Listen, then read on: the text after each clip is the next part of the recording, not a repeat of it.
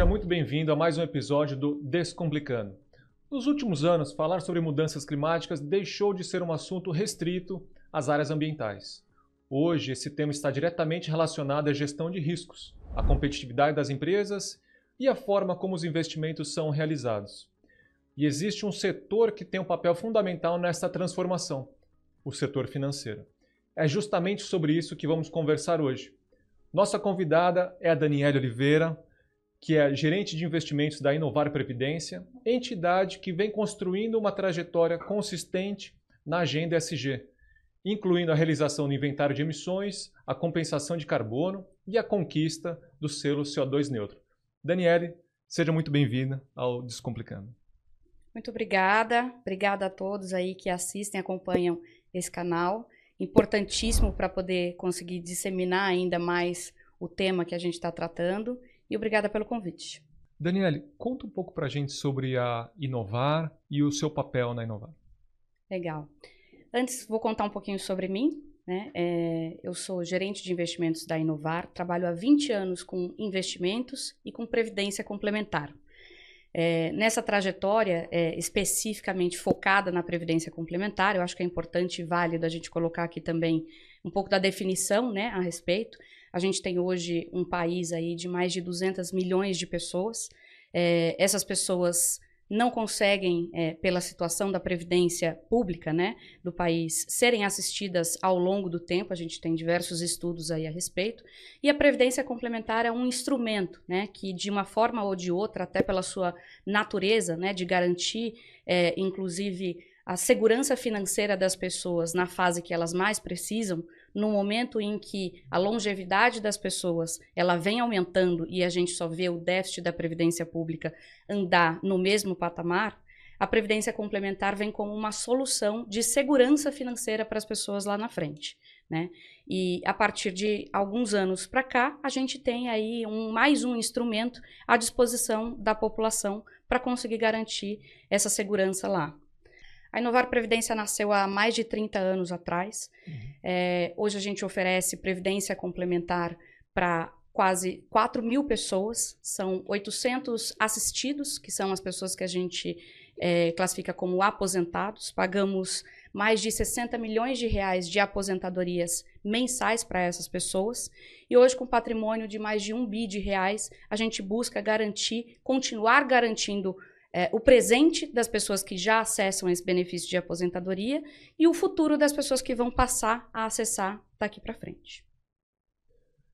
Daniele, quando falamos de risco climático, muita gente associa o tema principalmente à indústria, ao agronegócio ou ao setor de energia. Mas, na verdade, é o setor financeiro talvez que seja um dos mais importantes nessa transformação. Afinal, são as decisões de investimento que ajudam a direcionar recursos para determinados modelos de negócios e setores da economia. No caso de entidades de previdência, existe um fator adicional. Estamos falando de gestão de recursos que precisam gerar resultados, não apenas para amanhã, mas daqui 10, 20 ou até 30 anos. Por isso, o risco climático, questões sociais, aspectos de governança, deixaram de ser apenas temas reputacionais e passaram a ser fatores que podem impactar diretamente o desempenho dos investimentos. Na sua visão, o que fez essa agenda ganhar mais relevância dentro das entidades da Previdência? Bom, eu acho que teriam inúmeros fatores aqui para a gente levantar, além do próprio fato da previdência, do conceito de previdência e da representatividade que essa indústria tem dentro de um mercado, dentro de um país em que a população vive cada vez mais, a questão da longevidade estando envolvida, a gente pode destacar alguns fatores aqui relevantes. O primeiro deles é a questão do tamanho. Então, hoje, a indústria de serviços de previdência complementar representa mais de 10% do PIB nacional, São 11, 12% do PIB, com mais ou menos 1,5 tri de reais. Ou seja, são 1,5 tri de reais a valor presente para garantir o futuro das pessoas e o presente de algumas que já estão em fase de recebimento, e esse recurso todo é investido no mercado de capitais. Então, a própria proporção, né, de alcance desse mercado de entidades de previdência complementar, eu acho que é um fato muito relevante. O segundo ponto é a questão que você levantou mesmo, o recurso de longo prazo, né? Então, esse é um dado importante para a gente ressaltar aqui, né? Então, a previdência complementar é o tipo de investimento que não é especulativo, é o tipo de investimento que a gente está fazendo agora para gerar valor e trazer garantia de sustentabilidade das pessoas ao longo do tempo, seja daqui 10, 20, 30, 40, 50 anos. A gente tem título que investe que vence em 2050, em 2060. Então, de fato, a gente numericamente está falando de investimentos de longuíssimo prazo, né? Então, essa questão do prazo também é extremamente relevante. E quando a gente está tratando do tema de sustentabilidade, eu não estou falando só de prazo de vencimento de título, eu estou falando de sustentabilidade de clima das empresas, do impacto que isso pode ter no fluxo de caixa das empresas ao longo do tempo, da perenidade do meu investimento, de fato, né? Outro ponto relevante é a questão da evolução regulatória, né? Então, o próprio Conselho Monetário Nacional e a Previc, né, que é o órgão que fiscaliza as entidades de previdência ligado ao Ministério da Previdência Social, vem trazendo alguns pontos, né, de levar essa consciência para as entidades, de trazer aí as responsabilidades socioambientais dentro do seu universo de investimentos. E a gente vai até falar aí um pouco mais para frente da evolução regulatória de obrigatoriedade de alguns detalhes que a gente precisa atender, né, a essa solicitação. Independente disso, eu acho que é também uma questão de responsabilidade. Com tamanha representatividade que a gente tem no mercado de capitais, eu acho que é o mínimo possível a gente ter um movimento de fazer esse investimento hoje com responsabilidade, pensando lá na frente, em termos de valor do investimento e controle de riscos. Legal, Dani. Pegando esse gancho na parte de evolução regulatória, né? No universo de entidades fechadas de previdência complementar, a agenda ESG vem sendo fortalecida pela evolução regulatória, né? O Conselho Monetário Nacional, com a resolução 4994 e posteriormente a resolução 5202, ele passou a exigir que as entidades considerem aspectos ambientais, sociais e de governança em seus processos de gestão de investimentos. A própria Inovar destaca esse alinhamento em seu relatório de sustentabilidade. Dani, como que vocês percebem essa evolução regulatória dentro da Inovar? Legal. Como você comentou, né, essa evolução da 4994 e a 5202, existia aí um próprio direcionamento, né, do órgão regulador e do próprio Conselho Monetário Nacional das entidades de previdência complementar, para que estivessem sempre atentos a esses pontos de sustentabilidade, inclusive pedindo formalizações nas nossas políticas de investimento. A 5202, inclusive, passou a permitir que as entidades de previdência fizessem investimento em créditos de carbono, independente de questões paralelas, né, de análise de liquidez, de análises financeiras de ganho de mercado, mas é mais um ativo elegível e voltado para esse tema. Mas eu acho que é válido a gente ressaltar aqui o seguinte: em dezembro de 2025, saiu uma resolução que a gente chama Resolução 26. Essa resolução, ela trouxe aí alguns detalhes de extrema importância. Então, fugindo um pouco do campo mais subjetivo e trazendo aí o direcionamento para atendimento das entidades sempre que possível, agora é obrigatório que as entidades de previdência complementar abarquem o tema de sustentabilidade, né, de ambiental, social e de governança dentro dos processos de investimento, inclusive adotando aí padrões de mercado, né, como a taxonomia brasileira, como apuração de efetividade material e financeira, né, trazendo aí resultados de impacto dos investimentos que são feitos. Como eu comentei, né, é R$1,5 trilhão que a gente investe no mercado, isso dá mais de 10% do PIB. Então, eu acredito que é uma indústria que tem uma presença significativa no mercado de capitais e tem alguma vocalidade né, para conseguir aí manter essas empresas dentro dessa agenda de responsabilidade.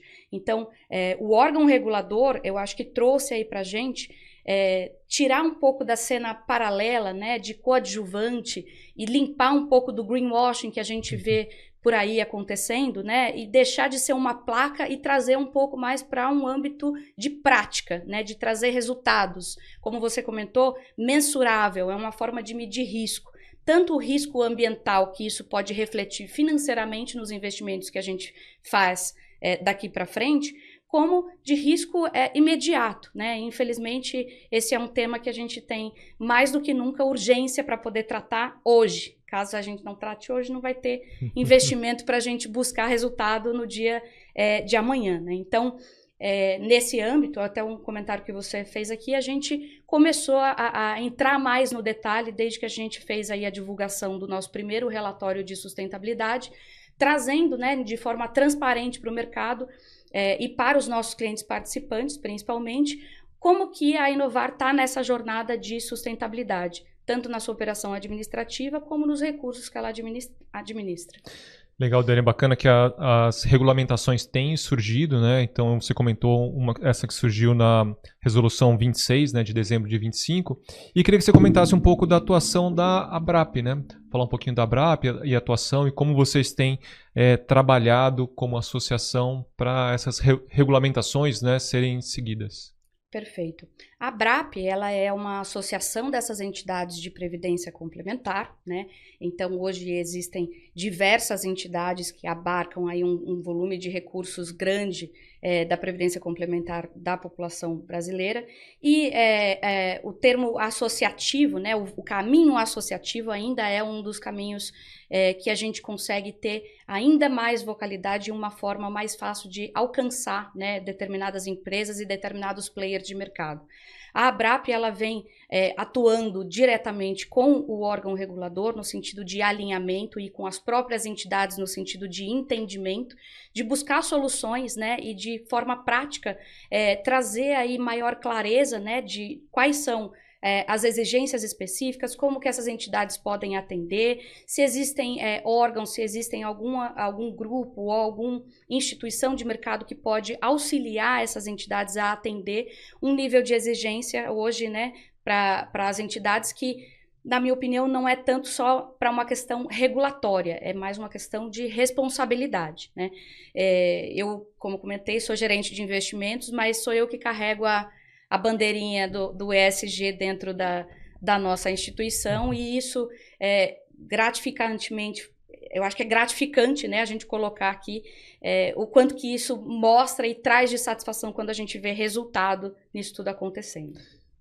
Que legal, Dani. Então, essa parte de inventários, a parte de ações ambientais, ela tem evoluído, principalmente a parte de inventário de emissões. E você acredita que o inventário de emissões ele está caminhando para ser um indicador, um reporte tão comum quanto os reportes financeiros? Perfeito. Eu acho que é exatamente isso, né? Como comentei aqui, eu venho desse universo de investimentos e a gente gosta muito de quantificar as coisas, usar métricas, né? E uma forma de mensurar. Eu acredito que é um modelo muito mais simples de você conseguir transparecer e trazer resultado. E o que a gente não mede, a gente não controla. Então, o inventário de emissões, quando ele começou dentro da jornada da Inovar Previdência, isso era para trazer, talvez, através de uma métrica quantificável, um pouco mais dos resultados das práticas que a gente vinha adotando, né? Então, na verdade, é um inventário de emissões para a gente conseguir fazer a neutralização das emissões que não eram evitáveis, né? Mas as que a gente conseguiu evitar, a gente tentou com práticas ao longo do tempo ir adotando. E quando a gente trouxe isso para o universo de investimentos, eu acho que abarca uma questão muito mais ampla e que a gente consegue quantificar e trazer aí de forma geral para a indústria de fundos de pensão, né, de entidades fechadas de previdência complementar. Como eu comentei, é uma representatividade grande, o mercado de capitais no Brasil comparativamente a outros países, muito pequeno, então a gente tem uma participação grande de uma forma ou de outra, é a gente que dá funding para uma série de empresas. Então, nada mais justo do que a gente colocar no papel ou levar de forma transparente para quem é nosso cliente ou para a parte da sociedade como um todo, o que significa isso. Legal. Então, realmente, né, o inventário de emissões ele é fundamental, né, porque ele cria uma linha de base. Né? A gente fala que é uma foto de como a empresa impacta o meio ambiente quanto aos gases de efeito estufa. E sem ele não existe redução, sem ele não existe meta, sem ele não existe estratégia climática. Mas quando falamos de inventário de emissões, também muitas pessoas imaginam um processo que é complexo e distante da realidade da entidade financeira. E Dani, como é que surgiu a decisão da Inovar em realizar o seu primeiro inventário de emissões, né? E como é que foi esse processo internamente? Bom, o inventário de emissões da Inovar Previdência surgiu aí da ideia da gente trazer para um âmbito mensurável o tema de sustentabilidade dentro da nossa organização. Então, os impactos que eram associados às nossas atividades especificamente é até uma menor proporção dentro do que a gente representa no universo de investimentos. Mas o inventário das emissões operacionais da entidade, a gente até entende como um caminho, né? Então, como eu comentei, o que a gente não mede, a gente não controla.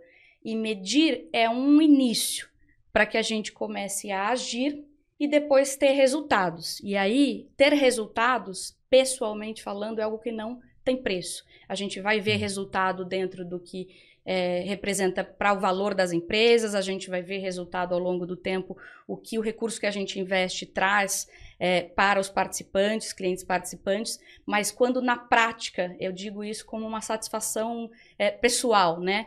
A gente começa a ver a mudança de comportamento das pessoas, independente de ser dentro de uma organização grande, pequena, a gente não é uma estrutura tão enorme assim na Inovar Previdência, mas dentro do universo que a gente representa e talvez do que a gente está trazendo aqui para vocês, isso é gigante. Então, assim, para mim é uma bandeira muito relevante e eu acho que replicar isso, né, para o mercado como um todo é mais do que importante. E ter aí a Ecaplan ajudou a gente na questão de métrica, padronização, né, de diagnóstico. Então a gente conseguiu enxergar da onde a gente estava partindo para poder ter uma agenda de sustentabilidade relevante que fizesse sentido e que agora está culminando aí até na questão regulatória, mas que felizmente a gente começou a atender até de modo pioneiro antes das exigências legais, e eu acho que é só trazer aí como prática os resultados e a gente melhorar aí o organismo vivo que é o nosso processo de inventário de emissões dentro do relatório de sustentabilidade. Isso é muito bacana, né? A Inovar tem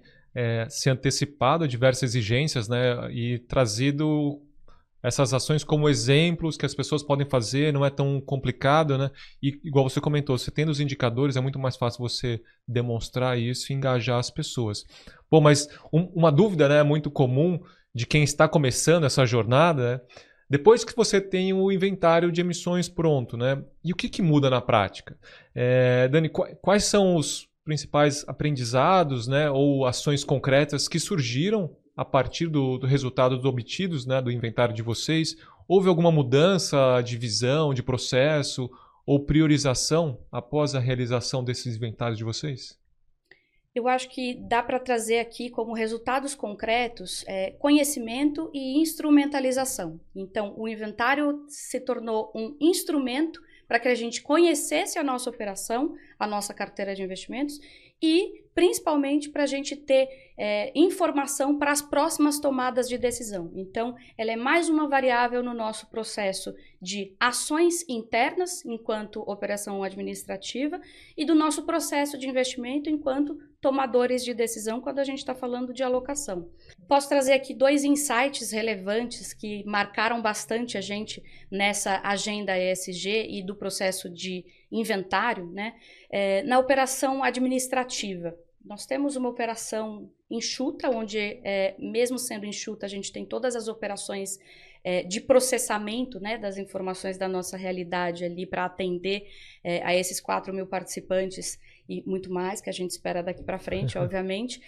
Somos em 12 pessoas. Trabalhamos no esquema híbrido de trabalho, sem perder a qualidade do atendimento. No processo, no trajeto de casa, trabalho, trabalho, casa, são 446 quilômetros que os nossos colaboradores precisam rodar por dia. Nossa. Esses 446 quilômetros, numa estimativa ok, sem considerar aí agravantes como eventos climáticos, como trânsito e tudo mais, são aproximadamente 23 horas. Então, o fato da gente ter um esquema híbrido de trabalho, ele por si só já diminui o volume de emissões de gases de efeito estufa, porque eu estou tirando dias dessas pessoas com os próprios veículos ou em veículos públicos que estariam fazendo emissões de gases de efeito estufa, mas também traz outros aspectos de sustentabilidade, como qualidade de vida, tempo de qualidade, saúde mental dessas pessoas que perdiam horas dentro de trânsito, né, e tudo mais acabam trazendo aí mais qualidade para as pessoas.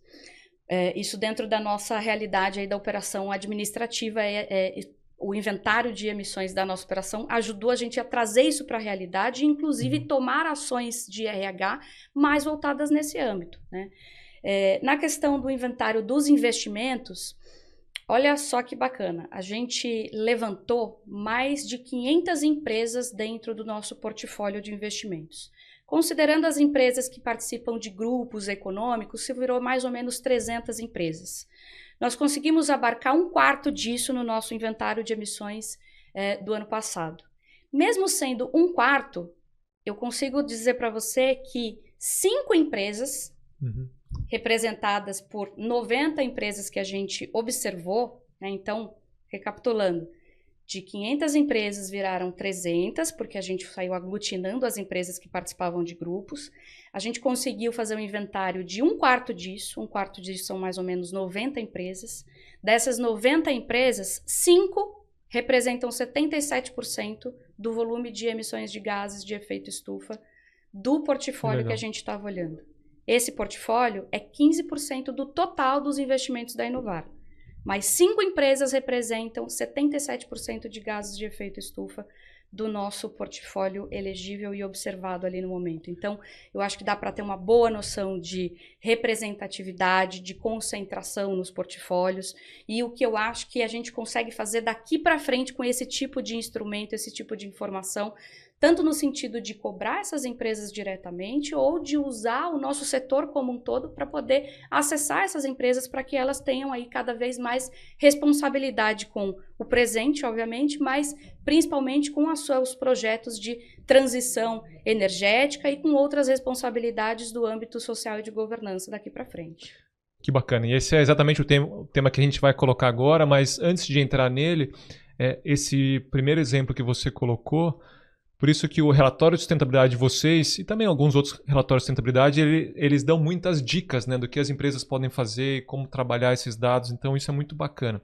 E agora eu gostaria de entrar exatamente nesse tema, né, que desperta muita dúvida, que são as emissões financiadas, que você comentou. Quando pensamos em uma empresa tradicional, normalmente olhamos as emissões geradas pela sua operação, então queima de combustíveis, viagens aéreas, mas no caso de uma instituição financeira, existe uma camada adicional, né? Qual que é a pegada de carbono associada aos investimentos realizados? Esse conceito, né, conhecido como emissões financiadas, e tem como principal referência internacional o PCAF, né, que a gente estava conversando, que é a metodologia internacional utilizada para medir a parcela de emissões das empresas investidas, né, associadas às carteiras financiadas. Bom, Daniele, como é que você enxerga, né, a importância dessas emissões financiadas para as entidades de previdência?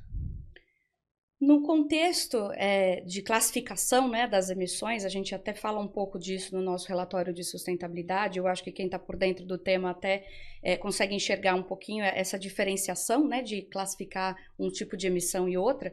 A emissão financiada, basicamente, é aquela que não faz exatamente a operação do prédio estar de pé ou do colaborador se deslocar até o local de trabalho ou de fazer uma viagem. É o que, na verdade, ele está financiando de emissão. Então, não deixa de ser, por exemplo, as emissões mais relevantes de um banco e até das entidades de previdência. Nossa operação administrativa tem um volume de emissão consideravelmente baixo. E eu acredito que do tipo de mercado aí que a gente está falando, né, da indústria de fundos de pensão, de entidades de previdência complementar, isso também vai ser. Mas o 1,4 tri de reais que a gente opera no mercado não deixa de ser uma emissão financiada. A gente está financiando a emissão das empresas que estamos investindo.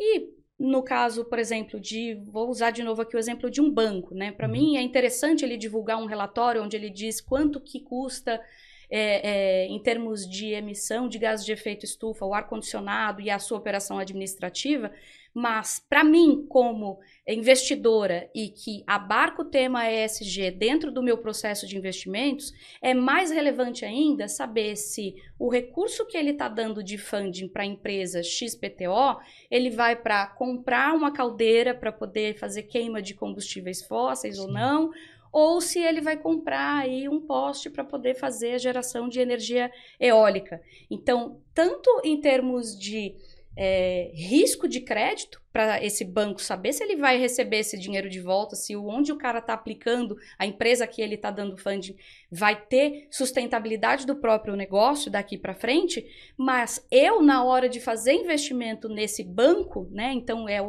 a missão financiada da financiada, né, vamos dizer assim, eu, quando vou fazer a seleção de investir no banco A, B, C ou D, se tiver essa informação dentro de um relatório que eu possa quantificar, é mais um instrumento que eu posso usar no meu processo de decisão, no meu processo de tomada de decisão, né? Então, obviamente, não vou chegar nesse nível de detalhe, né? Claro, mas o fato de existir a mensuração e ele ser de forma transparente, divulgado, é mais um dado que a gente coloca aqui como relevante e diferencial na hora de fazer o processo de tomada de decisão.